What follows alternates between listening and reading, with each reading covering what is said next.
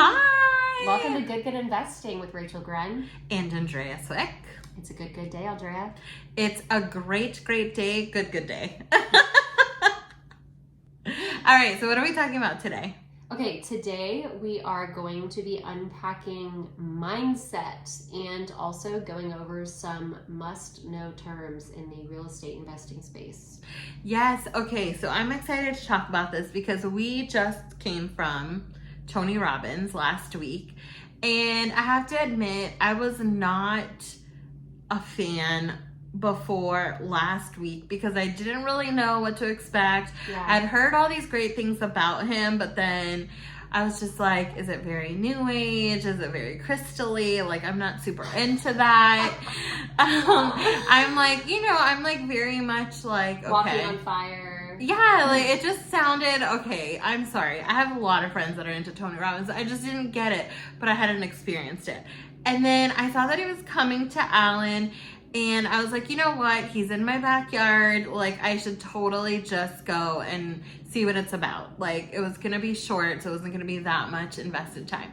And let me tell you, I think I'm a believer now. Like, She drank the juice, guys. I know, right? And she drank the Tony Robbins. Okay, so let me tell you what I liked about him. He very much was like, you can feed off of other people's energy, and then you yourself bring energy to things. And I didn't get it, but then he said, okay, jump up and down. And then he put on some music, and then he like had us greet people in a certain way around us. And it just got me in a really good mood. And I was just like, okay, maybe this energy thing is something that I need to plug into more. Tell me your thoughts. 100%. Tony Robbins is like, I think one of the pillars of the foundation of his belief and everything is mindset. Wouldn't you agree?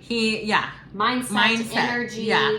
And then whenever you have those things aligned, you just attract success. I think that's his big thing. And the power of the mind is so intense. It can literally create your future, create your success, or it can destroy you. And it's all mindset. I am a big cross-country runner. So growing up, I ran cross-country, and I mean, I didn't run all the way till I was 9 months pregnant, but I ran until I was like 6 months pregnant. I ran a lot. That's really good. And I've always been told as a runner, it is 99% mental. And it is so true. You can break through so many ceilings. You can jump so many hurdles when you just get your mindset right. Yeah. And like for me personally, I think mindset is so huge. I also have a faith component to my mindset, that I talked about in my intro. But I will say that mindset has a huge to do with pushing yourself to do more than what you think you can do. And that's also what causes you to take leaps of faith. And being positive and being positive that you can do better than what you've done, to be better tomorrow than you were today in all facets of life, like not only investing but parenting, but being like a better spouse, a better friend. So what do you have to say? I think also considering the relationships in your life as investments as well. In the same way that you put in energy, you put in time, and then you receive a return on that investment. And I think that's also really important, is really, what am I trying to say? Like giving your all to the relationships in your life. And I don't mean that in like a sarcastic way. I don't mean that just to say it. I mean it seriously. Yeah. Because you really do.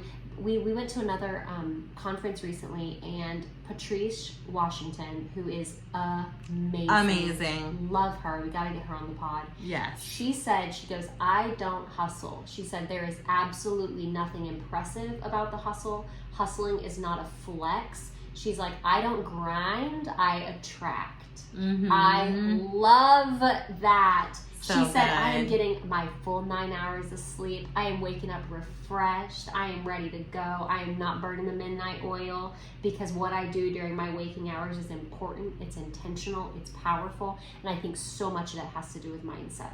Yes, 100%. I love that. I loved her as a speaker for sure. I need to sleep more. It's hard. We have 3 young kids. Listen, I have a newborn at home. I'm running 3 businesses. It's easy to stay up till 10, 11 p.m., but to be more intentional during those waking hours is so important. And I think also coming from a mindset of abundance and not scarcity. We were talking about this earlier, that I think in the investing space, people can get competitive, and I think adopting more of a collaborative mindset is so important. Coming from a place of saying, there is so much to go around. There's enough for everyone. Whether you are a home flipper, you're a wholesaler, you're a syndicator, or you're just on the sidelines thinking about jumping in, there is so much for everyone. So if there's another person that you're close with that's doing the same thing as you, instead of kind of being competitive with that person, think about collaborating. It's what Andrea and I did, and I think both of our businesses and our lives have been better because of it. 100%. I see multifamily syndication as partnerships, as abundance. Like, we're not keeping opportunities to ourselves, but we're sharing it with other people that we want to see level up as well, right? Like, I think if it was for us, maybe we can buy a 4-plex or something, but collaboratively with other investors, we are now getting into multi-million-dollar apartment buildings, and we wouldn't be able to do that alone. It's only together. You're able to leverage all of each other's strengths. Yeah. In order and a rising tide lifts all boats. Exactly. Yeah. And the same for us. Like, yes, Rachel and I do the same thing, and we each have our own investors, but together we are better 1,000%. Mm-hmm. I think I could not pull this off myself at all. And then like just us talking together, like it's just so easy and it flows so well. So yeah, I love our partnership. Oh, I love you. Our listeners are like, okay. Yeah. But it's so true. I have struggled with mindset. I'm sitting here talking like, guys, get your mindset straight, get your mindset in order. I have still struggle with that daily. Thinking I'm not good enough, I'm not worthy of success. Thinking like maybe even getting it's a weird emotion, but like a sort of embarrassment, I guess, from having success at a young age. You almost feel like you have to apologize in a way. I know that's weird, but it is a very interesting sort of complex feeling. Instead of being like, I have put in the work and I just want to share the knowledge that I've gained with other people, and so that they can also, achieve success at a young age and quickly.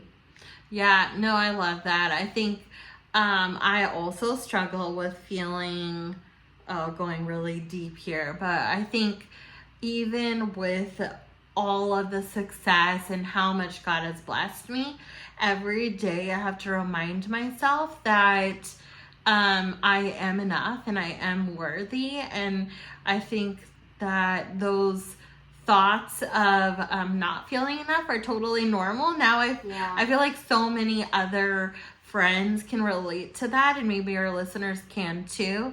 But we are, and we need to find ways to remind ourselves and get around good people, get around others that can rally for us and remind us that, we are enough and we can do more than what we think we can do.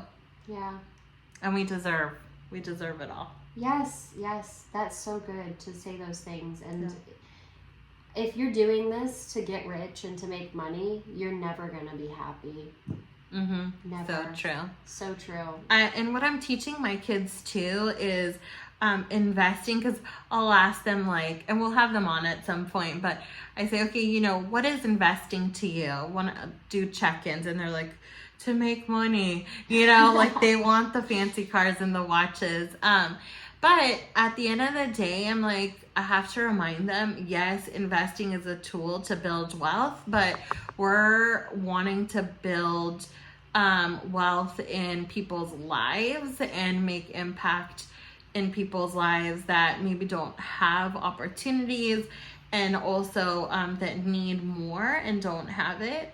And so that's a huge part of investing. It's not only the wealth part, but it's the investing in humans, investing in others. Yes. And I don't want to sound like those celebrities at the beginning of COVID that did the "We are the world." Do you know what I'm talking? Yeah. Do you remember that? And everyone's like, can you just go shut up and be sad in your mansion? Because there's people at the beginning of the pandemic who like had these jobs that were their only livelihood, lost their jobs, were suffering with mental illness and depression, and can't pay their rent or any of their bills. And then all these celebrities get online on a Zoom and sing "We are the world, we are the people," Right. and it just did not hit. Like, it just did not read. People were like, "This is so tone deaf," like so tone deaf. And so I don't want to come across like that. Like, I want to be as genuine as possible and say, coming from someone who, you know, I went through a divorce at 23 years old, and I went $30,000 into credit card debt during my divorce. And I was wealthy in my marriage. We had a good chunk of change from his inheritance.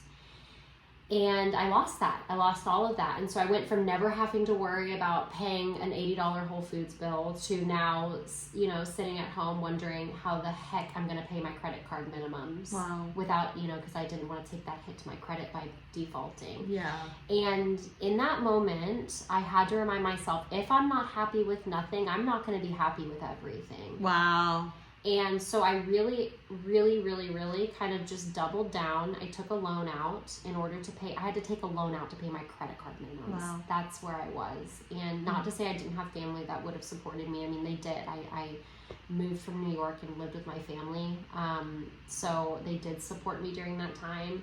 And it was really hard. But I'm happy to say I'm debt-free now. Awesome. And investing Yeah. in my financial future has totally changed, but that was only 4 years ago, so it's not that long ago.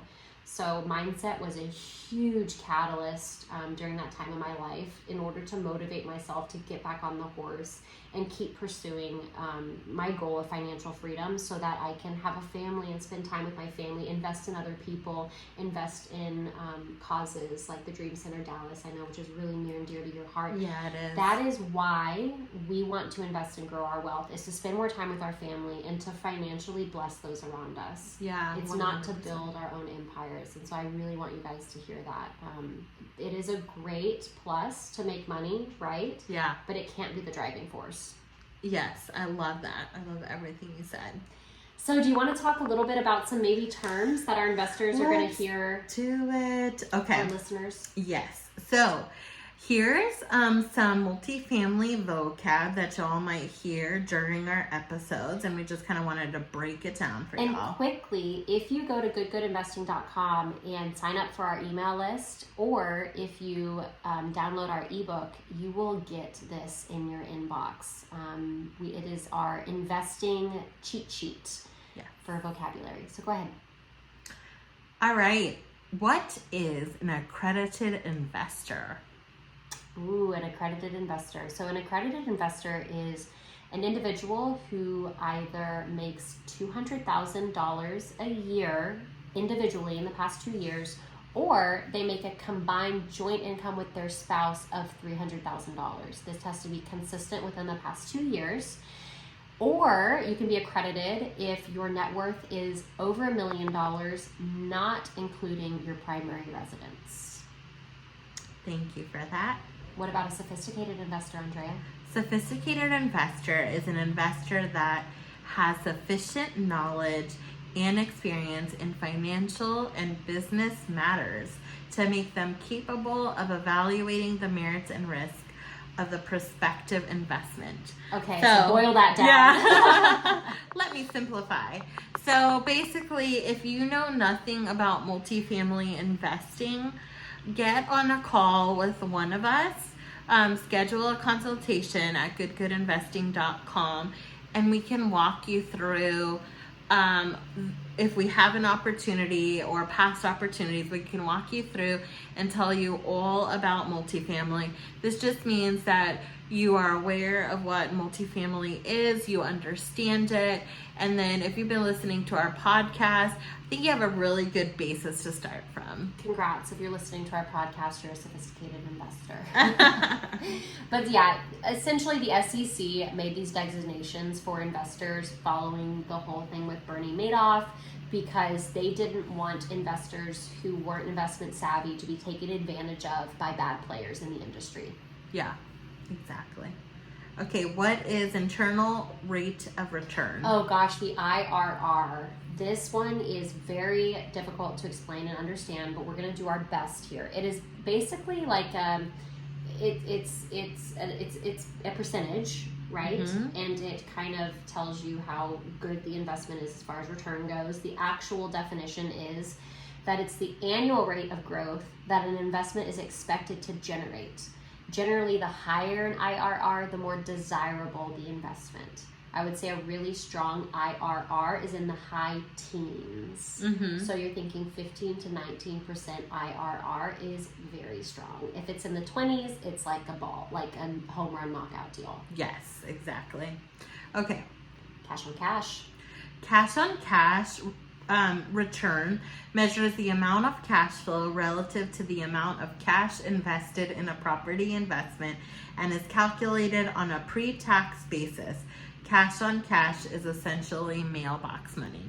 So simplified, cash on cash is what, if you are looking at a multifamily deal, there is a percentage that is forecasted or expected that you'll receive based on how much investment you do in that multifamily deal.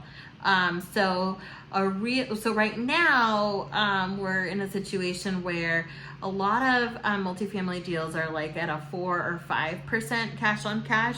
If you find anything above that at this point, it is a slam dunk. Mm-hmm. Oh my goodness, jump on it. Because returns are a lot lower because interest rates are a lot higher. Yes. So the expectation is a little bit lower just based on the market. And today. Also, generally, syndicators that are underwriting deals are going to do so conservatively. So yes. know that. Mm-hmm. Yeah. Okay, so in a past episode, we talked about yield play and value add. So just really quickly, a yield play is an investment strategy that prioritizes property appreciation based on the market, meaning the market will naturally appreciate over a set number of years, and it's typically a longer hold period. Whereas a value add, you are prioritizing a rehab or renovation to increase the property's value to force that appreciation upward, and it's typically a shorter hold period. How would a yield play versus a value add play affect those cash on cash distributions? So for the value add, the yield play, you will have better cash on cash because you can have it, not necessarily better, but you'll have it usually from the get-go or just like a couple months out, you'll start collecting those because it's already, the building doesn't really need any remodeling or anything like that to get the cash flow in from the leases. But then value add, you need to wait for the building to get remodeled a little bit to increase those rents or decrease expenses. And then that's a few months out, maybe 6 to 9, until you get the cash into the bank and you start collecting that mailbox money. Yep, and typically a value add is going to have a higher return on the sale. Yeah. Whereas the yield play has more cash on cash during the hold. Yes. All right, stabilized. When you hear the word stabilized, it means a property is considered stabilized if the occupancy is over 90%. So anything under 90% just means that there are more leases and more tenants that need to come in to the building to occupy those apartments. Yeah, doesn't mean it's a bad deal. Just means that there might be more upfront work with the property management company in order to get those leases filled. Yes. Okay, reposition. Do you want to take that one? Yeah, so we talked in the first episode, or maybe it was the fourth episode, about the different asset classes within multifamily. There's A, B, and C typically. I mean, they go to D, but we don't really deal with D. A reposition is when you do enough rehab on, say, a C class that it's now classified as a B class property. You're repositioning that asset, that product, into the next higher asset class. So with sort of facelifts that you do to the property and any sort of internal rehab, it might reposition a C to a B. It's a lot harder to reposition a B class to an A class product because generally A class products have elevators, gyms, those kind of facilities that are harder to add onto a pre-existing property. And A class is pretty new too. Yeah, exactly. So. And then disposition. Disposition is when we sell. Yeah, the opposite of acquisition. All right, so there you go. Those are helpful terms for active and passive investing from GoodGood Investing. Yeah, and if you want a printout of these terms, like we said, head over to our site. We'll also have it linked in the show notes, and you can sign up and download there. Yes, awesome. Well, thank you, Rachel. That was very informative. Thank you, Andrea. I'm already excited for the next one. Go ahead and download our ebook too, 4 Steps to Financial Freedom. And if you want to reach out to Andrea and I for any reason, you can do so at goodgoodinvesting.com, or you can email me at rachel@thirdcoast-capital.com. Andrea at bigshinecapital.com. We'll see you next time. Bye.